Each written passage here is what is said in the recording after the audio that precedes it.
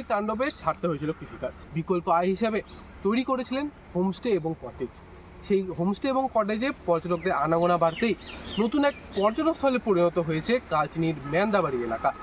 এই ম্যান্দাবাড়ি এলাকার একদিকে রয়েছে বক্সা ব্যাঘ্র প্রকল্পের জঙ্গল, অন্যদিকে রয়েছে জলদাপাড়ার জঙ্গল। ফলে পর্যটকরা দুটো জঙ্গলেই কিন্তু ঘুরতে পারছেন। ফলে এক আকর্ষণের কেন্দ্রবিন্দুতে পরিণত হয়েছে এই ম্যান্দাবাড়ি এলাকা। পাশে জঙ্গল, তারপরে জঙ্গলের পাশে আমাদের এটা মানে চাষের জমি ছিল।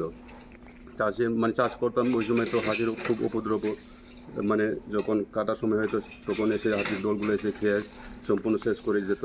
ওটার জন্য আমরা লাস্ট ডিসিশন নিলাম এটাই, একটা সুপারি বাগান করলাম। তারপরে বাগান করার পরেও বাগানটা পাইলাম না, সম্পূর্ণ শেষ, মানে হাতিরা নষ্ট করে ফেললো।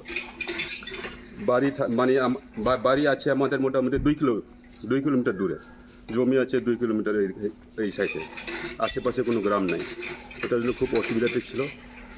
লাস্ট ডিসিশন নিলাম এটাই, কিছু যদি হোমস্টে করলে রাজার বাড়ি যাইতে পারেন, তারপরে আপনার এই যে চিলাপাতা ফরেস্টের নলরাজাগড় দেখতে পাবেন, তার পাশে ভুটান আছে, তারপরে পূবে আছে আপনার বক্সা, জয়ন্তী, এইসব ঘুরতে পাবে। সাইট সিন জায়গা অনেক আছে, সাফারিও হয়। হ্যাঁ সাফারি হয়। সাফারি আমাদের এখান থেকে 200 টাকা একটু রেট, মানে গাড়ি ভাড়া বেশি দিয়ে এখান থেকে সাফারি করতে পারবে আরাম।